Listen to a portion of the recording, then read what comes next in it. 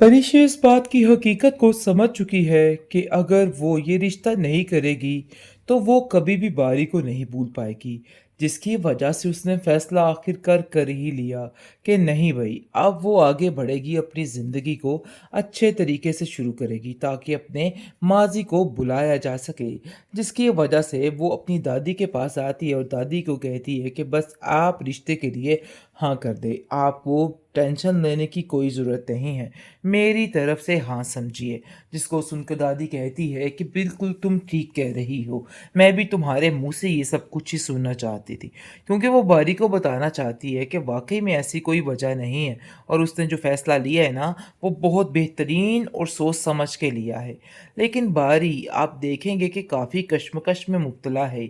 घर के हालात कुछ ऐसे बन रहे हैं कि उसको मजबूरी में ये सारा फ़ैसला करना पड़ेगा। क्योंकि उसका बाप उसके पीछे हाथ धो के पड़ चुका है और कहता है कि बेटा, मैं जब तक ज़िंदा हूँ, यानी कि जिस तरीके की मेरी हालत है, मैं नहीं चाहता कि तुम्हें इस तरीके से बर्बाद देखूँ। तो बेहतर यही है कि तुम अपना घर आबाद करने की कोशिश करो। मेरी यही खुशी है और तुम्हें मेरी खुशी को मानना ही होगा। लेकिन वो सोच समझ के फ़ैसला करने वाला है और कहता है कि आखिर ये सब कुछ कैसे हो सकता है? परिशे को वो अपनी ज़िंदगी से कैसे निकाल सकता है? क्योंकि अगर परिशे को उसने अपनी ज़िंदगी से बिल्कुल निकाल बाहर फेंका, तो वो बिल्कुल खाली रह जाएगा। ये बात उसको काफ़ी परेशान और बेकरार कर देती है। लेकिन दूसरी तरफ परिशे इस बात के लिए राज़ी हो चुकी है कि वो बहुत जल्द शादी करेगी और कहती है कि बस मुझे इस काम में देरी नहीं चाहिए। मैं जितना कामयाब होना चाहती थी, मैं हो चुकी। अब ऐसा कुछ भी नहीं होगा। जिस पर आप देखेंगे कि उसका बाप काफ़ी खुश होता है और आलिम कहता है कि हाँ, तुमने परिशे बहुत अच्छा फ़ैसला किया है। तुम्हें परेशान होने की ज़रूरत नहीं, सब ठीक हो जाएगा। लेकिन परिशे इस चीज़ को समझती है और कहती है कि आपको हमारे मामले में बोलने की कोई ज़रूरत नहीं है, क्योंकि आपने आज तक जो किया है, वो सिर्फ़ और सिर्फ़ अपने बेटों की खातिर किया है। आपको आज भी उनके बारे में ही सोचना चाहिए। हमारी सोच को इस तरह से लेके ये सारी बातें करने का तो कोई जवाज़ ही नहीं बनता है। बहरहाल जी, परिशे खुद काफ़ी परेशान है क्योंकि समझ नहीं पा रही कि आखिर वो क्या करे। जिस कदर वो भूलने की बारी को कोशिश करती है, उसका दिल काफ़ी ज़्यादा, यानी कि टेंशन में आ जाता है। लेकिन अपनी दादी को कहती है कि मुझे इन सब चीज़ों से कोई गर्ज़, कोई लेना-देना नहीं है। मैं अपनी ज़िंदगी को बहुत अच्छे तरीके से इस्तेमाल करूँगी, मतलब ये है कि चलाऊँगी। आप बिला वजह की टेंशन ना लें। मैं अपनी ज़िंदगी से खुश हूँ। आप लोग जो जैसा फ़ैसला करोगे, मुझे वही मंज़ूर होगा।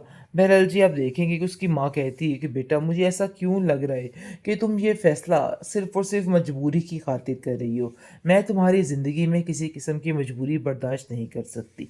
तो बेहतर यही है कि तुम भी अपने दिल से ये सारी बातें निकाल दो। सब ठीक हो जाएगा और बहुत जल्द ठीक हो जाएगा। इस तरह की फ़ज़ूल बातें सोचने का कोई भी फ़ायदा नहीं है।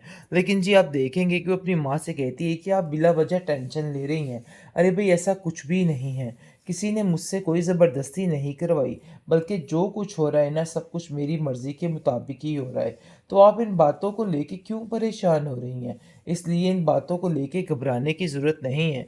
बस जल्दी से जो कुछ हो रहा है ना, बस जल्दी से कर दीजिए, ताकि मामलात यहीं पे ख़त्म हो जाए। क्योंकि वो जानती है कि जब तक ये कदम आगे नहीं बढ़ेंगे, उसकी ज़िंदगी सिर्फ़ और सिर्फ़ टेंशन का शिकार रहेगी और उसकी ज़िंदगी में कोई सुकून नहीं आएगा, जिसकी वजह से वो ये फ़ैसला लेने पे मजबूर हो गई है। लेकिन ये बात कि कहीं न कहीं उसकी माँ को समझ आ रही है और वो अपनी बेटी को समझने की पूरी से पूरी कोशिश कर रही है।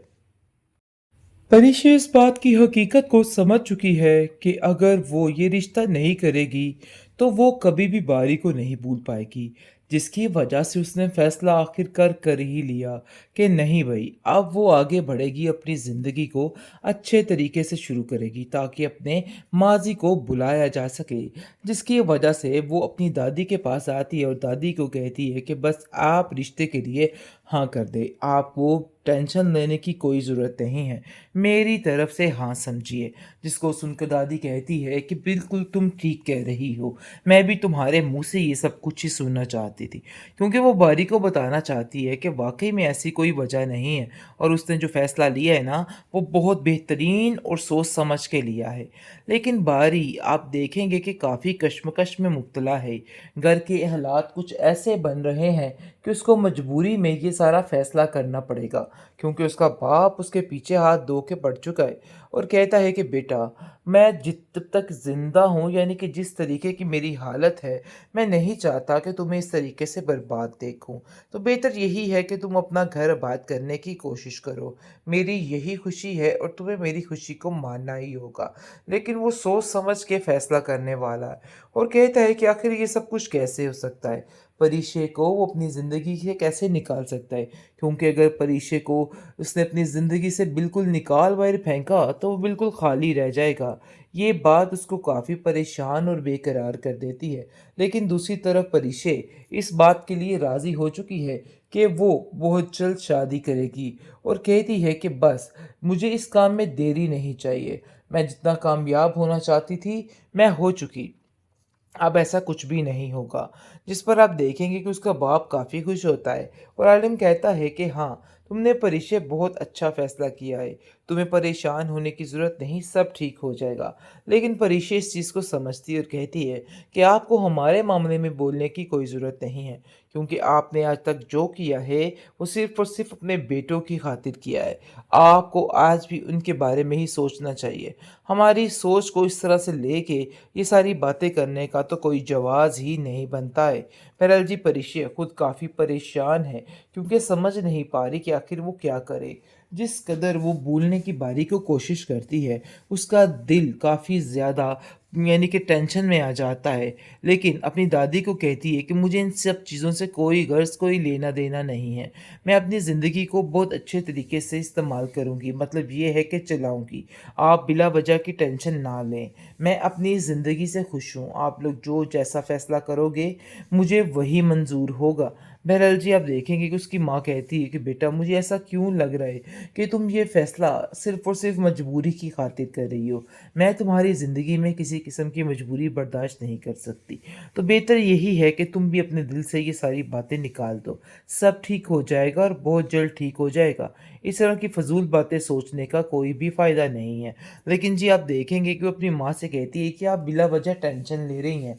अरे भई, ऐसा कुछ भी नहीं है। किसी ने मुझसे कोई ज़बरदस्ती नहीं करवाई, बल्कि जो कुछ हो रहा है ना, सब कुछ मेरी मर्ज़ी के मुताबिक ही हो रहा है।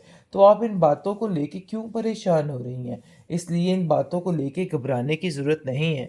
बस जल्दी से जो कुछ हो रहा है ना, बस जल्दी से कर दीजिए, ताकि मामलात यहीं पे ख़त्म हो जाए। क्योंकि वो जानती है कि जब तक ये कदम आगे नहीं बढ़ेंगे, उसकी ज़िंदगी सिर्फ़ और सिर्फ़ टेंशन का शिकार रहेगी और उसकी ज़िंदगी में कोई सुकून नहीं आएगा, जिसकी वजह से वो ये फ़ैसला लेने पे मजबूर हो गई है।